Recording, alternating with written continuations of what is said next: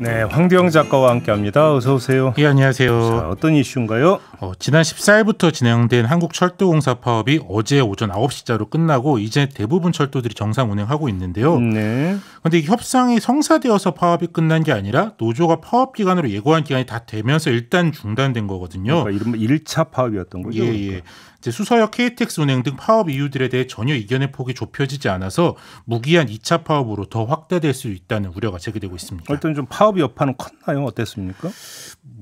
이제 파업 기간 중에 코레일이 운행하는 열차의 정시 운행률이 한 70% 정도였는데요.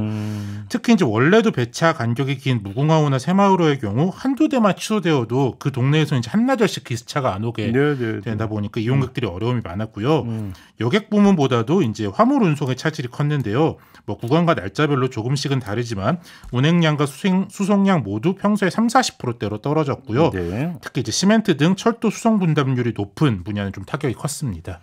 아무튼 파업의 핵심 이슈가 뭐예요? 이제 파업 핵심적인 이슈는 수서역에서도 KTX를 운영하라 그거였는데요. 예. 철도노조는 그간 계속 KTX와 SRT 통합, 더 정확히는 각 운영사인 코레일과 SR을 통합하라 그런 주장을 해왔습니다. 네. 그 절차의 일환으로 현재 SRT만 독점적으로 사용하는 수서역에서 출발하는 KTX 수서역에서 이제 KTX 운행도 하자 그런 주장을 해왔는데요. 그런데 이제 정부가 이번 달부터 경전선, 동해선, 전라선에도 수서발 SRT를 운행하기로 하면서 문제가 좀 불거진 겁니다. 네. 이건 윤석열 대통령의 공약 사항이었는데요. 이제 새로 구입한 열차가 없는데 노선 늘리려다가 보니까 차량 점검 시간을 최대한 줄였는데도 부득이 이제 기존의 수서발 경부선 SRT를 줄일 수밖에 없게 된 겁니다. 그래서 열차가 없어서 운행을 못하면 KTX로 가겠다 이렇게 되는 겁니까? 이제 부산의 경우 SRT 운행 횟수가 하루 한 10번 정도 줄어들고요. 네. 이제 동대구, 신경주, 울산 등의 지역도 열차가 크게 줄어들었습니다. 그런데 이제 원래도 갈수록 서울, 강남이나 경기 남부를 오가려는 수요가 늘어나다 보니까 편성이 제한적인 SRT 표 구하기가 서울역으로 오는 KTX보다 좀 어려웠었거든요. 네. 그래서 이제 여당 시장이 있는 부산시에서도 정부 정책에 좀 반대하면서 수서가는 KTX를 운행해달라 이런 걸 정부에 요청할 정도인데요. 이런 상황에서 이제 수서발 KTX를 도입해내겠다. 그게 이제 노조의 좀 뜻인 거죠. 아니 근데 이용객 입장에서는 KTX든 SRT든 많이 오면 좋은 거잖아요. 그렇죠. 이게 사실 기술적으로는 사실 어려울 게 없습니다. 이제 SRT와 KTX가 이제 외관이나 내장 정도는 다르지만 차량 규격이나 인터페이스, 신호 체계가 같기 때문인데요. 네. 실제로 작년 12월에 이제 평택 통북 터널에서 단선 사고가 발생하면서 SRT 차량이 다수 고장나는 사고가 있었는데요. 이때 KTX에서 일부 열차가 긴급 투입되어 수서 구간을 운행한 적이 있습니다. 예. 그렇기 때문에 정부가 안 된다고 하는 이유는 기술적인 문제가 아니라 정치적, 정책적 이유인데요.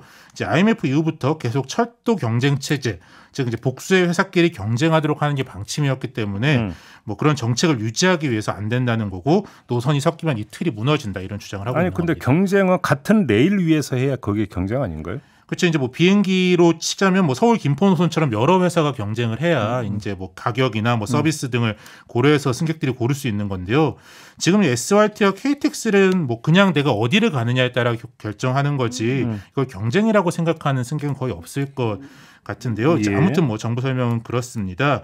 그래서 코레일 노조는 전국에서 강남으로 가는 고속철 이게 좀 최고 알짜 흑자 노선일 수밖에 없는데 여기에 자꾸 SRT를 몰아주고 공공성을 위해 유지해야 할 나머지 노선들만 코레일로 몰아준다. 그래서 결국 이렇게 쌓이는 적자를 핑계로 철도 민영화 수순으로 갈 거다. 이런 우려를 계속하고 있습니다. 쉽게 말하면 이제 알짜배기를 SRT로 몰아준 다음에 민영화한다. 근데 원희룡 장관은 민영화 없다고 하지 않았습니까? 이제 원장관은 17일 민영화는 검토한 바 없다. 노조가 허상을 끄집어내 인위적으로 명분을 만들어 파업을 하고 있다 이렇게 주장을 했는데요. 네. 그러니까 그렇게 얘기하다 보니까 당연히 이제 파업 기간의 협상이나 대안 제시가 좀 이루어지지 못했습니다. 그런데 이제 원장관이 말하는 민영화는 한 번에 코레일 전체를 민간에 팔아버린다 정도로의 의미로 좀 쓰이는 것 같은데요. 네. 이제 노조와 시민사회에서는 정비나 콜센터 판매 등 일부 기능을 외주화하거나 자산의 일부를 민간 매각하는 순차적인 민영화도 이제 민영화의 일부라면 보면서 우려를 하고 있는데요. 실제로 이제 SRT의 경우 최근 정비 기능을 이제 현대 로템에 외주화하는 그런 계약을 하기도 해서요. 그래요? 예, 정부와 노조가 사용하는 민영화라는 개념 자체가 다르기 때문에 이걸 둘러싼 이견이 좀 좁혀지기가 앞으로도 어려운 상황입니다. 결국은 본질적인 문제를 파고 들어가다 보니까 철도 민영화라고는 빅 이슈가 지금 가로도여 있다. 이런 그렇죠. 이야기가 되는 것 같은데 아무튼 그러면 철도노조가 했던 것은 1차 파업이었고 네네. 2차 파업도 바로 그러니까 저기 어쩔 수 없이 들어간다 이렇게 지금 노조는 이야기하는 겁니까?